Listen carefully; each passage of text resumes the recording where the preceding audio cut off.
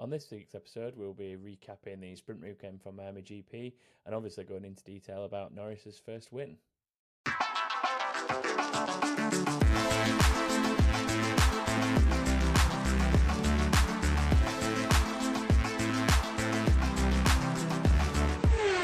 Hello everyone and welcome to another episode of Back the Grid. I'm your host this week, Tom, but I'm just joined by Chris. Hello. Stu is a little unwell. It's a poorly boy. Yeah, but sadly has not come from partying so hard over a McLaren Lando Norris win. It's just genuinely been ill, unfortunately for Stu on this occasion. I think this will be a very positive podcast for the most part from the pair of us, I think, because we're both very much long-term McLaren fans. I am obviously the resident Norris fanboy, so I'm sure this will be an extremely positive episode. Although, actually, to be fair, if we start with anything from the sprint race, probably not so positive in regards of Norris in particular. But so there's quite a lot to pack into this. Do you want to do it team by team rather than race by race? And I think so. Yeah, we'll go through the pick teams. Things from the sprint as and when they seem appropriate. That seems fair. So I'm guessing the most obvious place to start is with McLaren's weekend. I think it is, yeah. I mean, I guess even before that, putting the excitement of a first-time winner and the fact that we're obviously both quite happy about the winner to one side, it was a genuinely quite compelling race, I thought. A much better race than I thought this. I feel like it was a good race despite the track, to be honest. I don't think the track was adding much to the equation. But sort of strategically, the way it played out was even before the safety car, it was looking quite interesting with varying sort of strategies coming into play and stuff. Really enjoyable. McLaren. Norris not only won by almost 8 seconds, I think it was in the end, after McLaren turned up with 10 separate upgrades they had on the car this weekend. So enormous many upgrade, verging on a B-spec car, I would say. Yeah. I mean, it's tough to say after that race exactly how much it's pushed them forward and how close they really are to Red Bull. I mean, Verstappen wasn't particularly happy with his car throughout the whole weekend. All through both qualifying sessions, he always sounded surprised to be P1 because he never felt like he'd actually had a good lap. So a difficult one to judge, but I think it is pretty clear, at the very least comparing McLaren's pace to the likes of Ferrari, Mercedes and co. Big step forward for them. Yeah, I think it's almost akin to the upgrade package they brought, was it after the summer break last season? Yeah, it was something like that. Yeah, somewhere not was it maybe Silverstone that it all kind of started dropping into place. Certainly later in the season. It was around that sort of time anyway, and it was just a massive leap forward, and that was almost like going from a one spec car to a B spec, and this sort of feels similar. I think, like you said, it's going to be hard to tell exactly where it puts them in the order, just because there were a few other factors to sort of play into this. But I think it's 100% put them at minimum on the pace of Ferrari, kind of on the tails of Red Bull now, and put them very much in the fight for essentially coming in second and maybe being in and around, the right place at the right times to essentially capitalize on things that don't go Red Bull's way, a little bit like what happened this weekend. There's a shame for Piastri's side. He had really good pace at points and looked like really good results, but and that wasn't even with the full upgrade package as well. Yeah, true. He wasn't running in exactly the same car as Norris, was he? So still more to come out of that, but I think the damage probably just did a little bit too much. That was from the contact with Sainz, wasn't it, where they sort of went wheel to wheel to some degree. Ended up having to have a stop to change his front wing. I did feel like, because Piastri's pace in the first stint was super impressive. He kept within 3 or 4 seconds of Verstappen, I think, through the whole first stint of the race, which is still a lot, but given the gaps we used to Verstappen pulling, that was pretty impressive. I did feel like on the hard tyres, his pace did drop off a little bit. But then obviously, as you said, like that let Sainz catch him up, and then it all fell apart for him after that. Sadly. Yeah. Obviously, the cynical thing is to say Norris was sort of helped an awful lot by the safety car timing. You can't deny that was a huge factor of it, but I think you can't. Well, I mean, in a way, that's kind of what they were playing for to some degree. Like, it was. They were taking advantage of the fact that they were able to maintain pace on the mediums without having to go to the hards as early as everyone else. Essentially, trying to hang out there as long as they could in order to play for that. And off the top of my head, I can't remember who else was doing it, but I do definitely feel like he wasn't the only one that was trying to stay on the mediums as long as possible. But Sainz had tried and Sainz had bailed on it like a lap before. But yeah, like, I mean, Norris was the one that was able to maintain the pace and stay out that long. So, like, he put himself in a position to benefit from it, which is part of the game ultimately, isn't it? Like, that's what you got to do. There was also the fact that the safety car came out in between Norris and Verstappen. Which I have seen an awful lot of people saying, oh my God, it's yet another FIA cock-up. But actually, it's not. Like, the rules are that at the point the safety car is called, the safety car will drive out onto track and it will pick up the next car that's behind it. Yeah. We've seen it in the past. Sometimes that's mid-pack, and then they'll, let the others through to shuffle around and get in order. On this occasion, it just so happened to be that he dropped in between first and second on the track. And that's kind of just the way it was. Interestingly, so the safety car was called just after Norris had passed the pit entry, so McLaren weren't able to react straight away. If they had been able to react straight away, the gap was such that it would have been tight. I think the gap was around 10-11 seconds, and under safety car you lose 9 or 10 normally, I believe. So I think if he'd have pit straight away, it would have been very tight with Verstappen. Obviously, and then he only beat the safety car to the safety car line by about 20 meters. And if he'd have missed that and had to go another lap at safety car pace, then he'd have pitted and dropped way back. So it did all land pretty much perfectly for him. But again, like, he'd put himself in a position to take advantage of that. So I don't think you can use that to take much away from the victory. No, and I think with the pace that they had and the way that, like, at the end of the day, he still had Verstappen directly behind him during a safety car restart and still pulled away and made an 8-second gap. Exactly. So with that being said, had it worked out slightly the other way around and Norris had kind of played in that Norris had pitted just as the safety car was coming out and obviously not had that opportunity where the gap had grown slightly and made it even more inevitable that he'd kind of maintain first place, and let's say it'd been a little bit tighter with him and Verstappen had come out ahead of him. He'd come out behind Verstappen, to be more specific about it.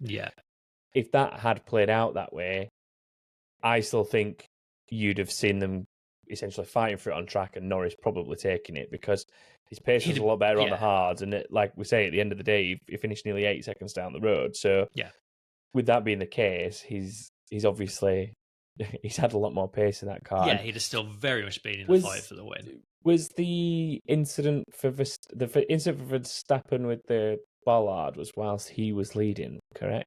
It was, it was before the safety car. So anything, and he was not happy with pace on the hards after that either. So I think, because he had the mediums on at the time that he hit the bollard, didn't he?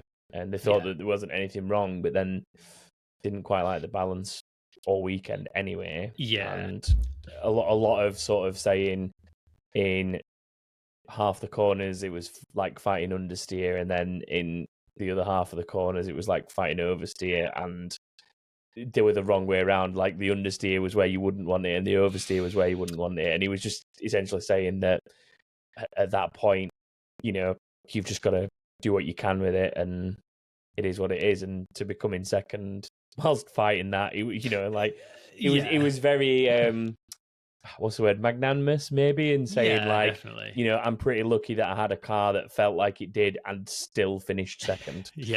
So because it was struggling on rotation, that's how Verstappen extracts speed, is like being very pointy and very good on the rotation of the car. And I think a combination of setup, tires, temperatures, he just wasn't getting what he needed. And then like if you watch the slow-mo of him hitting the bollard, you do see some chunks of floor being left behind, so that certainly won't have done him any favours. I think it's when it's sort of hitting the mountain that the bollard was in or something, isn't it? It looks like it's that does the actual damage, and quite lucky that the bollard itself didn't do much, if anything, to the front wing, to be honest.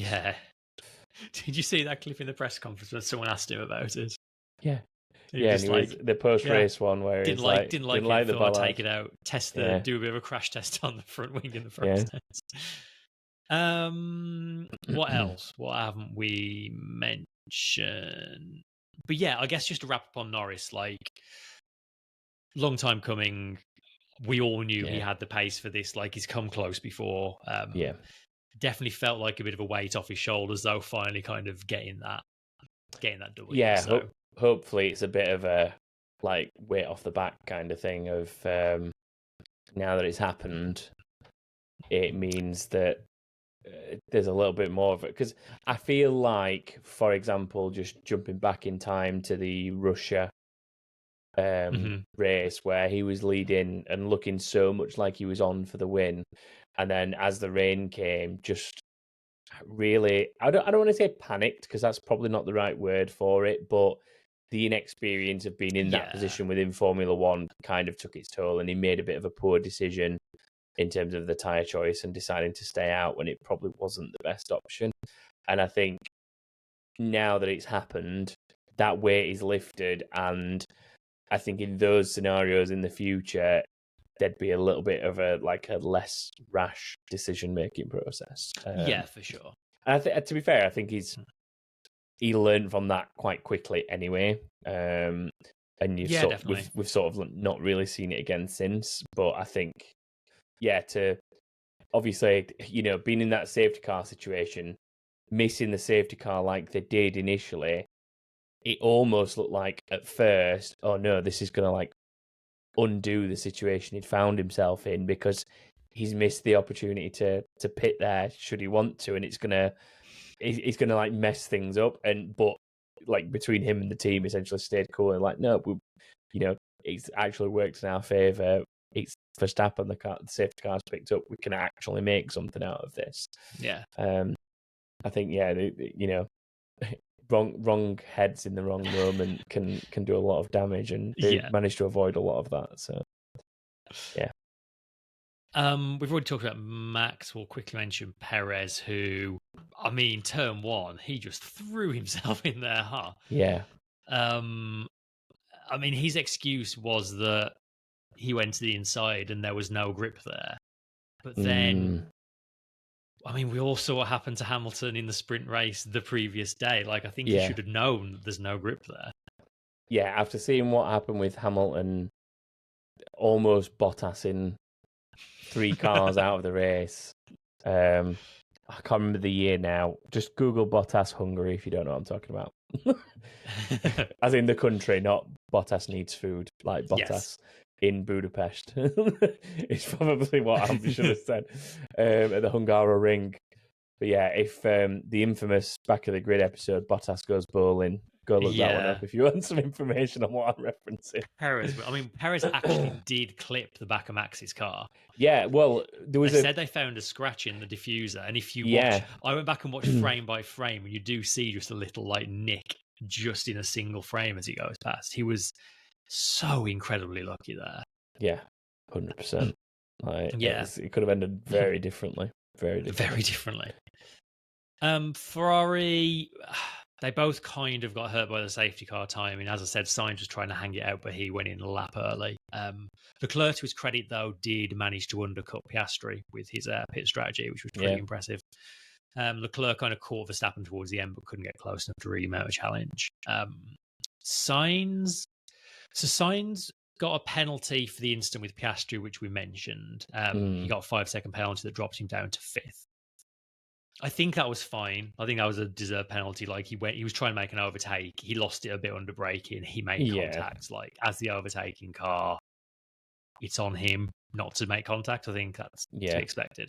He was pretty annoyed though at a lap or two previous when he had tried to pass Piastri, and Piastri had sort of run him out of road, and Sainz was pretty annoyed and felt that Piastri should have given him that place.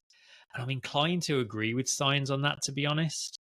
Like, if you go back and watch the onboard from that lap 34, I think it was, like, Sainz is very much ahead at the apex, and then Piastri kind of comes steaming in and basically runs Sainz off the road.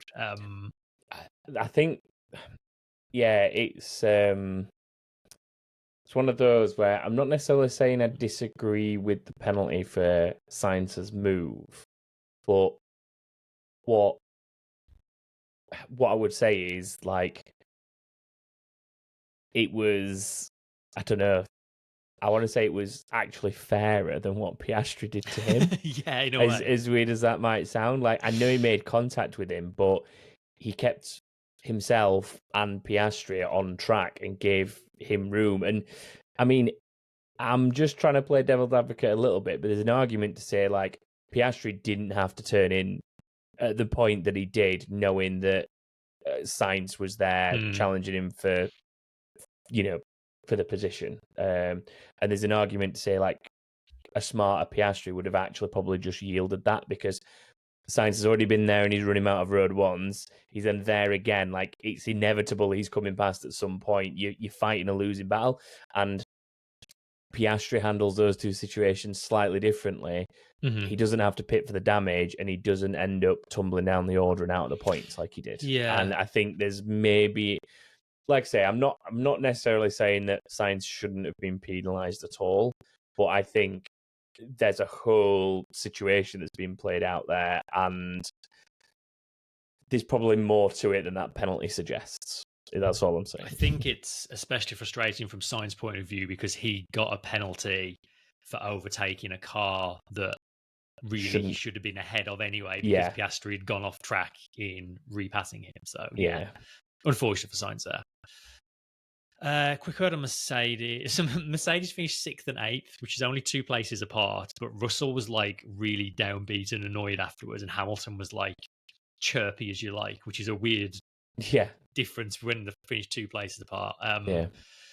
Russell lost 3 places at the start, then had a slow stop, dropped him miles back, and he sort of struggled back up to 8th. Not his best race. Hamilton, was much happier. He seems to be doing this a lot this season. He did the kind of reverse strategy. He started on the hards and switched to the medium, which he's making work quite a lot this year.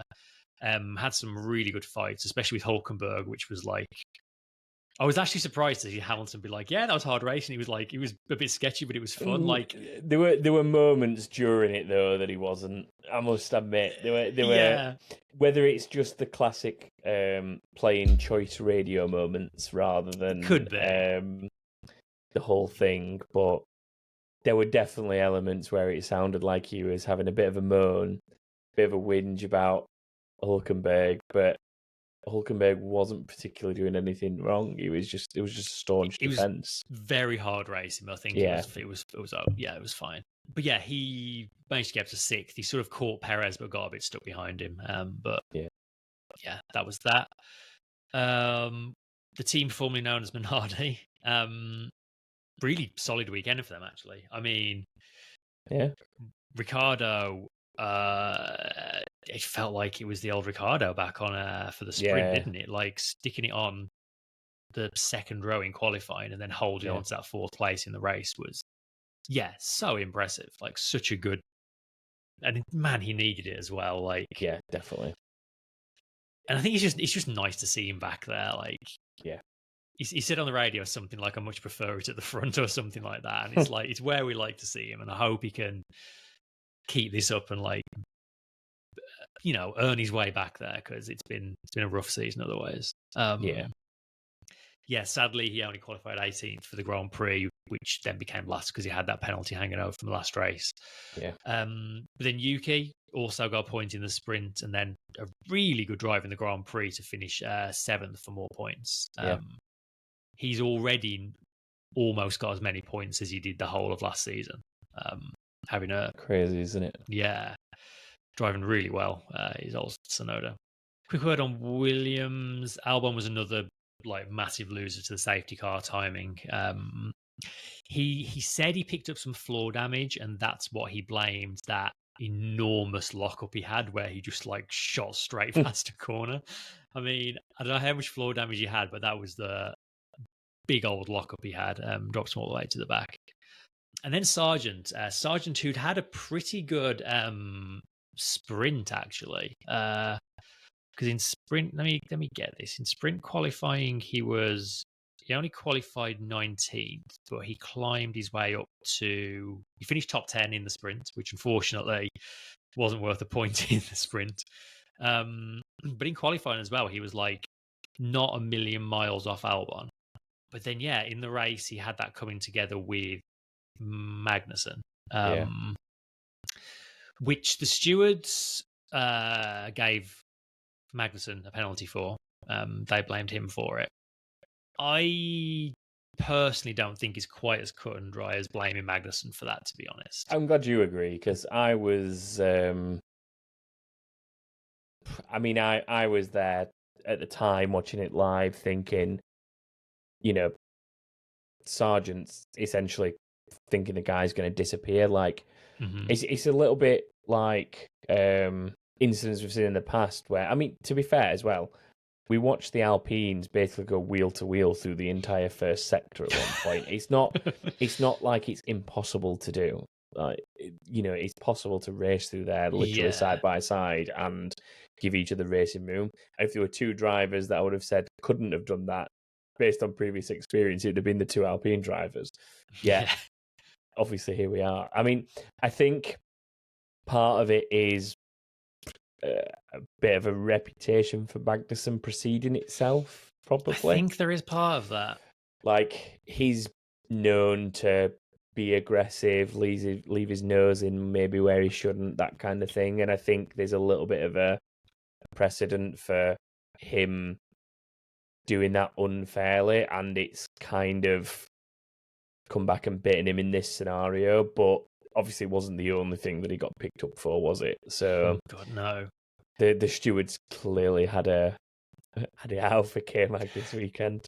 That's the thing, because like Alonso has been making comments recently about like, I don't know his exact word. He was insinuating that Spanish drivers seem to get a harder time from stewards than other nationalities, and it's like, try being Danish. Like, Magnussen is just picking up penalty points left, right, and centre.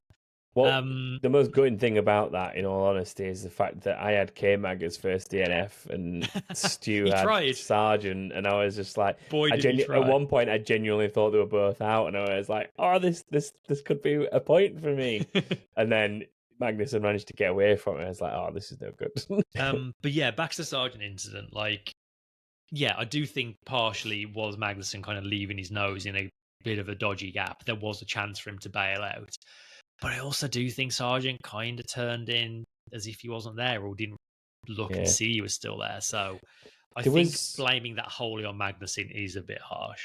I've not got it in front of me to say for sure, but I feel like in commentary when I was watching it back at the time live, I can't remember who said it, but somebody like David Coulthard or someone that was on the commentary for the F1 TV feed that I was watching made a comment of saying like he's looking the other way, he wasn't even looking where Kevin Magnussen was.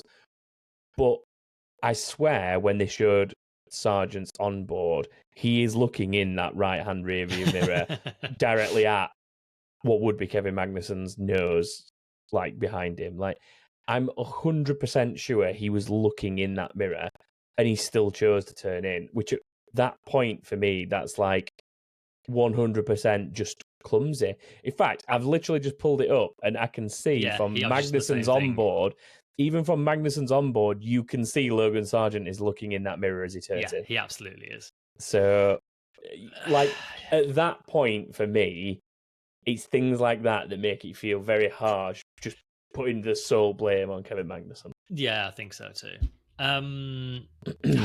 What do we reckon to Sargeant at this point? There's been a lot of rumours swirling of him being replaced mid-season. I mean, James Vowles over the weekend pretty much shut down any idea that, at the very least, the idea that he's getting replaced for the next race, and he kind of didn't sound like he was particularly interested in doing mid-season swaps in general. But I don't know. I've defended Sargeant quite a lot on this podcast, but I mean, not it's recently. getting harder and harder to do. Not recently, you haven't.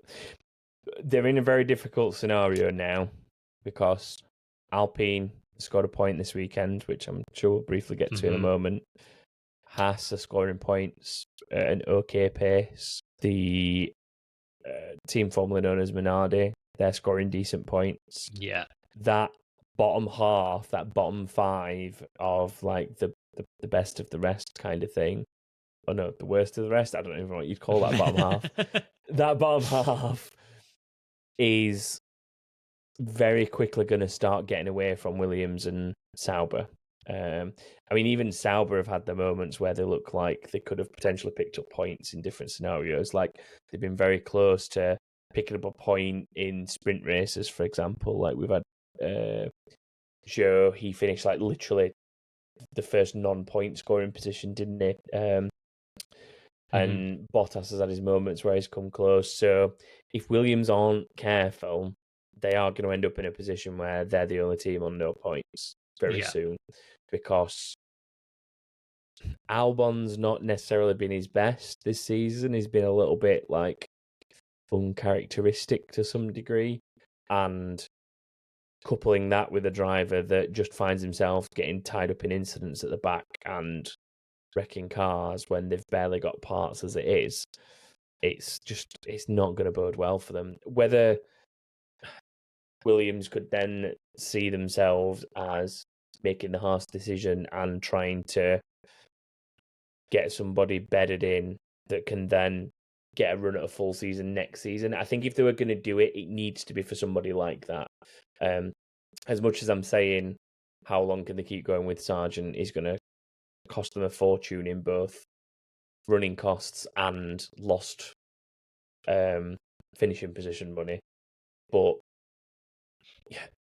what is the point in bringing somebody in who's got to learn the car, get on pace with it, and then the season's over and they're gone?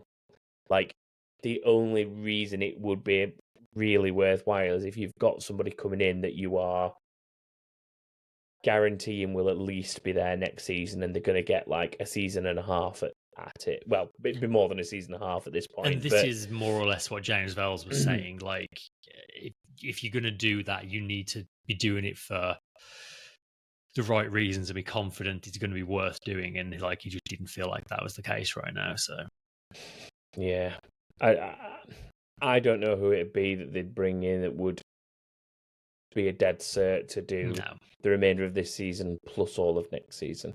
And I think, unfortunately, that's what they need. And I don't think that option's out there. So I think they just have to kind of suck it and see him and hope that Sargeant can sort it out. But I will be absolutely flabbergasted if he gets another contract. Likewise. I think there's no doubt at this point that he will get replaced come the end of the season. But unless the absolute perfect situation of a driver being available now that would be a good option for them to go through next season with as well drops in their lap, which probably isn't going to happen, I think that's the only way realistically that Sargeant is going to get replaced during the season. Yeah, totally. Just going back to Magnussen. So yeah, as mentioned, he got another 2 penalty points in the Grand Prix for that Sargeant incident. Yep. He picked up 3 in the sprint race for repeatedly leaving the track and gaining an advantage. Yeah. And I think someone in the Discord pointed out, and I think there might be some truth to this, after the sprint race, Magnussen essentially said he was doing that deliberately because he was playing the team game to try and do anything he could to keep Hamilton behind so he didn't catch up Hülkenberg. And maybe the fact that he so openly admitted to doing that deliberately maybe then has clouded the steward's judgment a bit when all of a sudden there's another instance involving him. It's like, oh, well, if he was doing this yesterday. You've kind of pissed off the adjudicators at that point, haven't you? When you're going to be as blatant as that and say, well, I was pretty much just doing it on purpose because I wanted to ensure I was playing the team game for my teammate. You're stoking the wrath of the stewards at that point. Yeah. Which is probably why he ended up with the penalties he did in the GP, which might have been a bit harsher on other people, but given what had already been going on that weekend, it then makes you not surprised, doesn't it? Yeah. He's now up to 10 penalty points, remembering that 12 gets you a race ban, and none of those 10 expire before the end of the season. So, yeah, he's not in a great place there. He also, interestingly, got a 20-second penalty towards the end of the race, which put him dead last in the end, for making a pit stop under the safety car without changing tyres, which is a really weirdly worded way of saying he tried to take a time penalty in the pits during the safety car, but you're not allowed to do that. So he got given a penalty for it. But for some reason, the rule is not you can't take another time penalty under a safety car. The wording of the rule is you can't make a pit stop under a safety car without changing your tyres. There must be like some reason why they've decided to word it in that specific way, but yeah, that's weird. That's what that's for, if anybody saw that and was wondering. That's a weird penalty. Yeah, very strange. I get the whole thing of you can't save your stop. It's not a stop go, is it? But your time penalty. Yeah. You can't save that behind a safety car because at that point you're always trying to mitigate the penalty itself by doing it behind the safety car. But that would essentially mean that if you pitted behind a safety car and just, I don't know, had like a legally acceptable turn of front wing or something done, you would get a penalty because you've not changed tyres. That just seems it's a weird one. Very odd. Really very weird. Odd, there must be a reason for it. And then lastly, as you mentioned, Alpine finally have got off the mark this season for a very hard-fought 10th place for Ocon. The team were quite smart about it, actually. They basically kind of split their strategy so that if there was a safety car at different points in the race, one driver or the other would benefit. And Gasly was actually the driver ahead for most of the race, but because of the time of the safety car, it worked out for Ocon, hurt Gasly, but that's kind of what the team's plan was all along. So yeah, they are finally off the mark, which is good to see. Yeah. Has every team scored points now? No, that was what I was saying before. You got Williams and Sauber. Yeah, they're the two that haven't. And like I say, Sauber have looked closer than Williams for the most part. Yeah, I would say. So. Right, should we do some awards? Yeah, let's talk driver of the day now. I mean, I think before this podcast even started, before we even sat down to record anything and discuss anything, there will be hundreds, if not thousands, of people out there who went, well, I know who driver of the day is going to be. So before we give it to him, any honourable mentions for anyone else? In the interest of making it sound like we are doing things impartial. I think if you want to count the sprint, I think Ricciardo gets an honourable mention for sure. Yeah. It was a really good drive for him to hold forth. Yeah. I thought Leclerc did a very good job. I think he Leclerc was solid. Pretty much maximised what that was capable of. Tsunoda as well.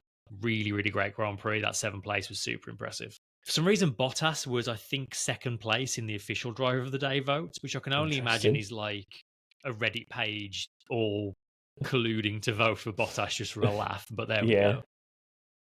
But it's obviously Lando Norris gets driver of the day because what an incredible drive that was to victory. Can't argue with that. What about move of the day? I mean, I mentioned a move per se earlier that just really stuck with me because it was actually quite early in the race from what I remember, but it was the Alpines, like I was saying to you, like literally just going side by side Yeah. for pretty much half a lap, and Even through the really horrible tight section under the yeah, bridge. and it was almost like they were literally kind of fixed together at the axles, like they were quite literally wheel to wheel for a good half a lap, and yeah, I think to race each other that hard whilst giving each other the racing room required for it to not end in disaster, I think was quite impressive, to be honest. Yeah, really was. Hamilton had a couple of good ones. He had to pass Yeah. Hulkenberg twice, and they were both like really feisty moves.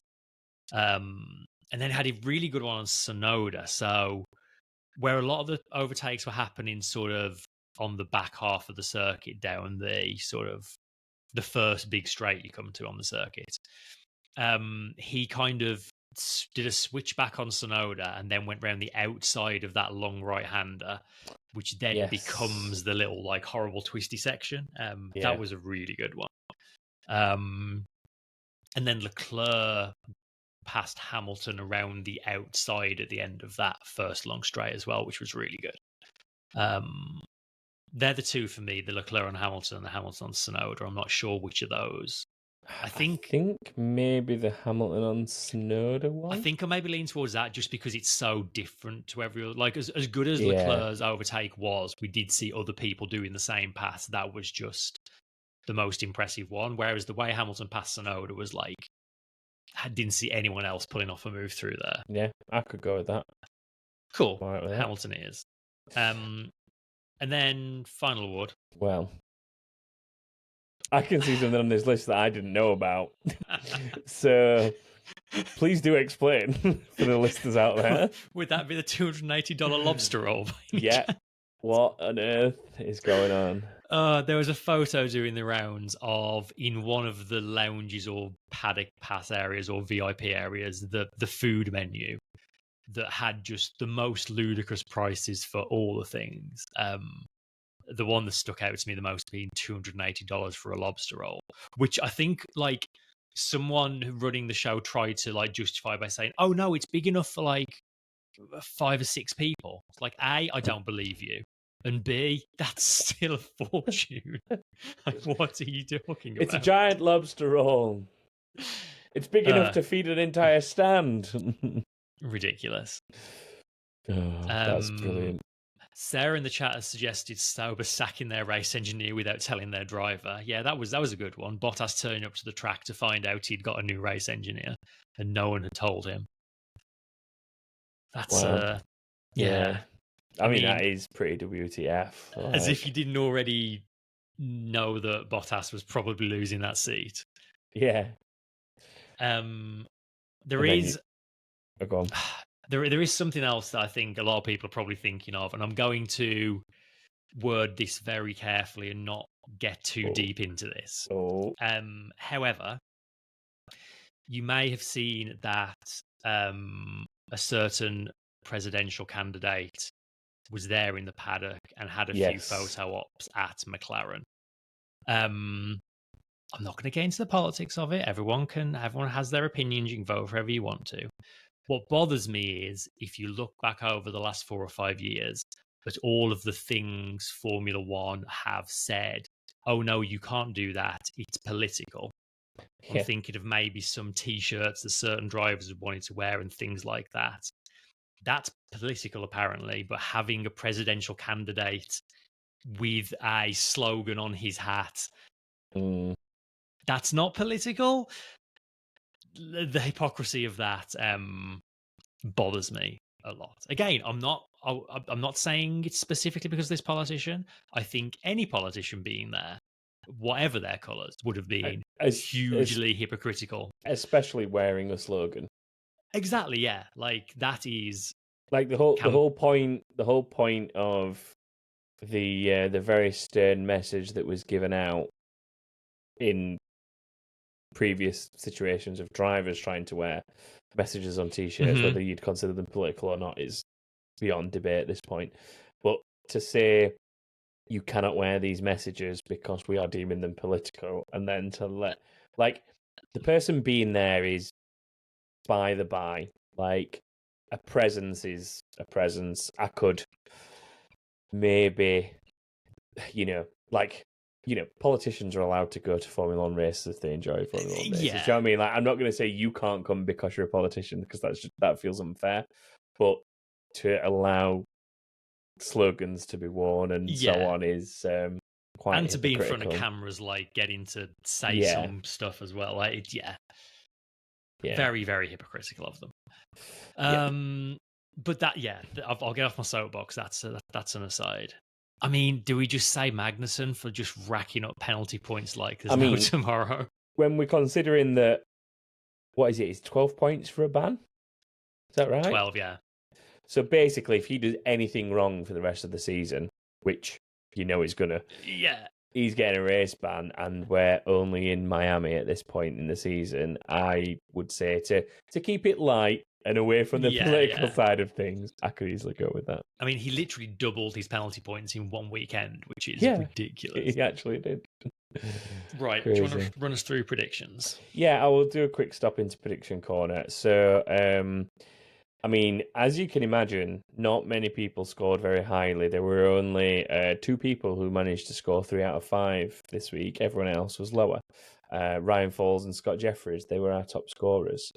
Interestingly, though, on the flip side of that, you'd expect me to say nobody got a Lando Norris win. However, 3 people, Zach Goodsell, Meg Whitehead, and Elijah Smith, all had Lando Norris down for a win.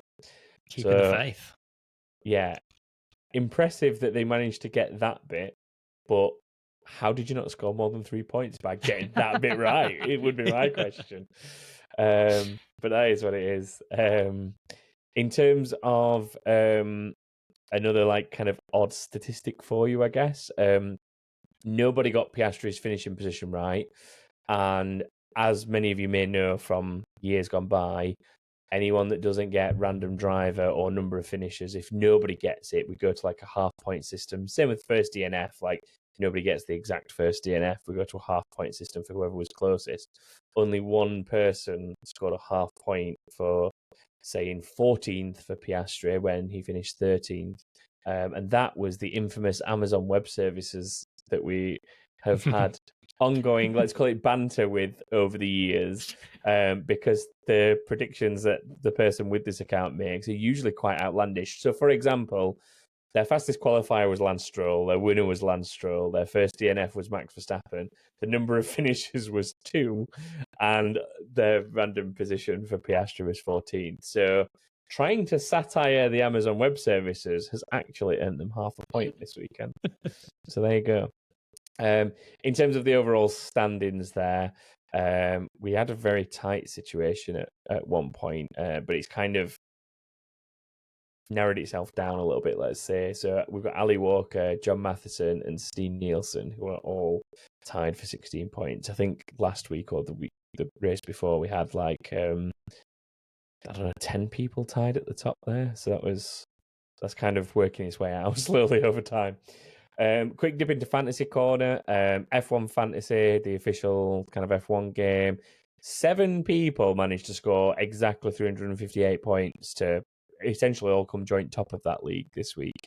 A very interesting tactic deployed, which I will not divulge for the...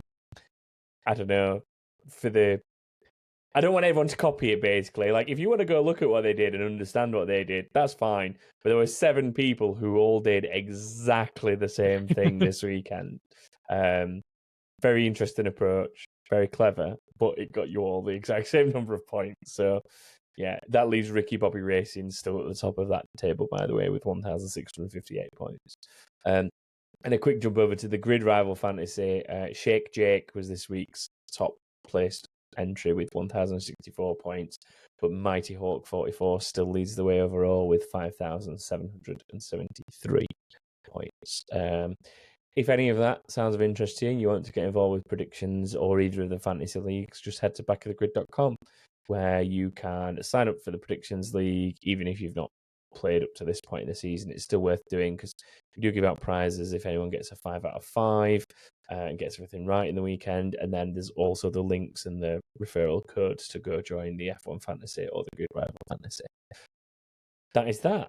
Shall we wrap up this week with a bit of inbox, Chris? Let's. First up this week, McCheco asks, possibly difficult to judge the full effects of the new McLaren upgrades given the somewhat fortuitous safety car pit stop. But where do you see McLaren in the pecking order for the remainder of the season, particularly versus Ferrari in the battle for second in the Constructors? I pretty much said where I felt they were earlier on when we were talking about it, but I'm pretty confident that they're kind of at least on par with Ferrari. I don't know that there's necessarily enough there for them to have leapfrogged them entirely yet. And it might go like race to race where there's slight advantages either way. But at minimum, I would say them and Ferrari are kind of neck and neck in that second place at the minute now. I think given the scale of this upgrade for McLaren, it's pretty safe to say this is going to be the biggest one of the year for them. So I think a lot is going to depend on what Ferrari's next upgrade package looks like. Yeah. Because if they can also make a big step forward, then I think, I mean, what's the points gap at the moment? It's like 60 odd points. It's not huge. Yeah. So I think, it depends a lot on what Ferrari are going to do next. But I mean, it was interesting because McLaren were like quietly very bullish about this new upgrade. Like that came to this race weekend apparently pretty confident. And I think it was Will, Lando's engineer, said after the race that this was actually one of the tracks they thought their upgrade was going to have the least effect on. So they're feeling very confident about that car. So I can definitely see them and Ferrari being a real tight battle for the rest of the season. Yeah, but like you say, it's a very good point of Ferrari haven't had their sort of piece in this yet. So it'd be interesting to see where that fits in. I can't remember if they've said where they expect to be upgrading. I don't remember off the top of my head. No.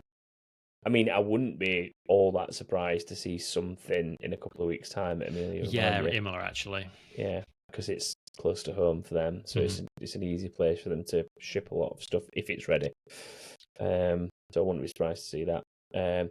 Next one, Andrea Hanna says, I just have to say I'm one happy McLaren fan and so happy for Lando. Looking forward to hear your thoughts about this race.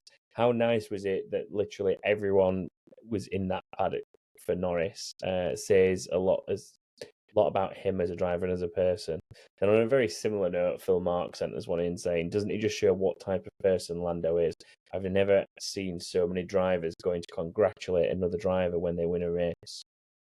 And I think there's a lot to be said for that, isn't there? Yeah, it is nice. I mean, I think you always get this to a degree with a new winner. Like if you think back to like when Ocon Gasly managed that Monza, one. When Ocon got that win. Like things the recent ones, you do tend to get like everybody in the paddock wants to go and congratulate them. Yeah. I do think like a lot of drivers, if you watch the interviews after this race, kind of unprompted, all said like, this has been a long time coming. Like we always knew he was good enough for this. It was just a matter of time, sort of thing. So, it is always nice to see. I mean, a lot of people pointed out Verstappen almost looked happier for Norris than he did when he wins a race.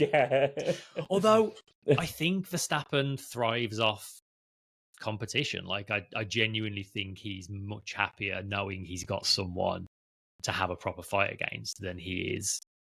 And, Hamilton used to say the same thing, like he'd much rather be in a tight race than just disappear off into the distance. So, yeah, I mean, there's got to be an element of it that is boring, isn't there? Like, don't get me wrong, you're breaking records, you're scoring points, you're winning championships, but, like, I mean, it's how long do you carry on playing a video game on the easiest difficulty when you're absolutely, like, how boring do those games get when you're playing on the most basic difficulty? Like, you eventually just give up. So, I think there's an element of, yes, you don't want to be like having to fight for scraps and be struggling, but you also, to some degree, don't want to just be disappearing off because it does become boring. Like, you can see from other walks of life.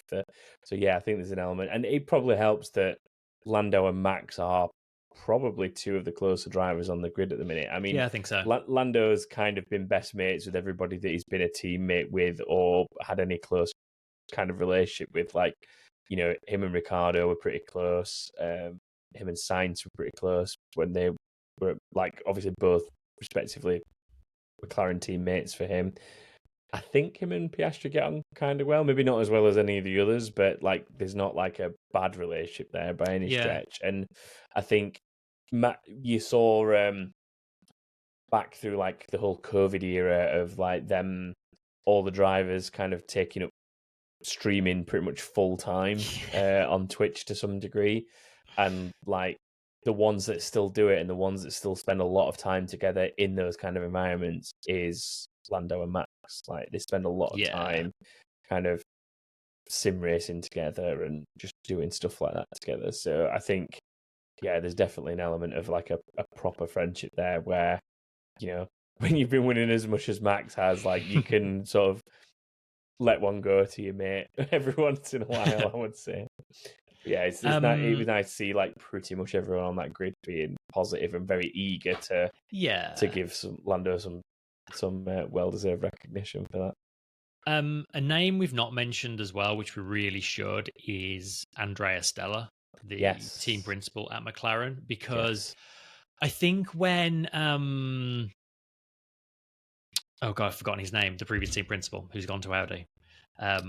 Andrea Seidel. I think when he left and Stella got the job, I think a lot of people, ourselves included, were a bit like, he's not the biggest name. He was there at the team already. He was available. It feels like a bit of a safe, easy choice. But actually, in the time he's been team principal at that team, he's very quietly been doing an exceptional job, I think. And I think the setup McLaren have, where Zach Brown is the face of the team and deals with all of the front-facing stuff, Andrea Stella just quietly gets on with things within the team, is a really good system. I'm kind of surprised more teams haven't started to adopt that. But yeah, like he's really got that team working so incredibly well. I think a huge part of the sort of new success of McLaren this year is down to him. So yeah, his name's definitely worth a mention. Yeah, 100%. Last couple of questions quickly. Sarah says, will K-Mag get a race ban before next time out, or will it take 2 races? I mean, Imola's not in the widest of tracks, is it? We've seen a fair few instances there, haven't we, in recent years? It honestly feels like when not if at this point, doesn't it? I mean, I've seen some people in the Discord point out that Gasly got very close a year or two ago, and then he suddenly started getting a lot of reprimands and slaps on the wrist, and next time, they didn't seem to want to give him those last points to tip him over the edge. But given that he's got a year of this, like I don't think he's going to be able to avoid it the way things are going currently. Especially with where that car is, unfortunately, it's in a position where they're in the scrappy end of it, and unfortunately for K-Mag, he is racing people like Logan Sargent on a regular basis, which means that there's even more chance that something like that's going to happen. I suspect Ollie Behrman's going to be getting a lot more sim time from now on, because I think we'll be seeing his second Grand Prix at some point this year. Yeah, I mean, Sarah just quickly pointed out in the chat on the back up to us answering her question, like, the thing with Gasly is, at least when Gasly was racking up penalty points for fun, it was generally because there were like a lot of kind of silly things that we almost said, if you remember at the time, we were saying like, is that really penalty point worthy? Like, is it really worth that that's going to lead to a race ban? Because it was just like silly little things like track limits and things like that. And we were obviously saying at the time, these points should be more about driving standards, as in wheel-to-wheel racing, and like, I mean, all of his points. So 2 in Miami for being to blame for the collision with Logan Sargent, 3 in Miami for leaving the track and gaining advantage while fighting, 2 in China for being predominantly to blame for the crash with Tsunoda, and then 3 in Saudi Arabia for being predominantly to blame for a crash with Albon. So it's not like they're for silly things. They are all very much there has been an incident and you're being held accountable. So yeah, it's got to happen soon. Yeah. Last one, Tom Murray says, if Adrian Newey's designing talent was absolutely universal, i.e. it wasn't just aerodynamics and car specific, what would you have him design for you? I just thought it was a nice light-hearted one. Yeah. What about a printer? Because What? home printers have been around for decades now, and they're still all terrible. If anybody could design one that actually worked properly. That was not where I expected you to go with that. A printer. Wow. They suck. They're still terrible. Wow. What else? I mean, my thoughts went to, like, I don't know, some sort of house, like a from an architecture point of view. Yeah, I can imagine that he's on Grand Designs. Yeah, I can imagine that he's got, like, I mean, he'd probably be pretty good at that kind of thing anyway, just like coming up with something that's like a bit unique, a bit bold, but given that like every car he designs wins championships, is it too close to cars for me to say, could he design me some like sim racing gear so I start being better and winning things? I don't know if it really works like that. Are you sure? Just like design you the best wheel that somehow compensates for missed talent. See, Wes has suggested a can opener. He gets it. It's things that should just work by now and still somehow don't work properly. Do you know what? There's a really weirdly relevant example to me, because there was a can opener in our office the other day and I genuinely couldn't work it. Like, I couldn't open a can because of this can opener. It was like, you ever seen the weird ones where it's sort of, traditionally, I don't know where this is getting really off piste, but a can opener traditionally goes inside the rim, right, and you cut the lid and then you just kind of take the lid out, yeah? This can opener sort of cut around the outside and you took the whole top off. Have you ever seen a can opener that does that? Yeah, I have, and they're terrible. They're terrible. Is this maybe what Wes is referring to in the chat with his can opener woes? I don't know. He says there's. We're not gonna start talking about can openers. We need to wrap up. Okay. So Adrian Newey is going to design as a printer and a can opener. That's where we're going with this, and some sim racing gear for Chris. On that note, on that absolute tangent, we'll call it. But thank you to everyone who has joined us live in Discord and suggested these kind of things for us to randomly debate. If you want to get involved with the Discord, head to patreon.com/back of the grid, where you can find out more about that. You can also follow us on all the usual social places, so go find us there if you want to talk to us that way. And you can head to backofthegrid.com, where, as I mentioned earlier, you can join the Predictions League and the Fantasy Leagues, as well as there's like a little contact us form there as well you can use to get in touch in that regard. That is pretty much it for this week. If you are a YouTube person watching this through the YouTube channel, please do remember to like, subscribe, and also give it a share if you think someone might find us interesting. It really does help. And yeah, another way to get in touch with us is the comments down below that as well. So any interesting points of view from anything we've raised. What would Adrian Newey design you? If we were having can openers and whatever else we've just said, printers, what would Adrian Newey design for you, YouTube people? If that won't get the comments, I don't know what will. I want all the comments now. I will personally go and like every single one that's an Adrian Newey design suggestion there. But yeah, that is it for this week. So thank you to everyone who's joined us and taken part with the episode. We'll be back next week to look ahead towards Imola. But that is it for now. So goodbye, everyone. Bye.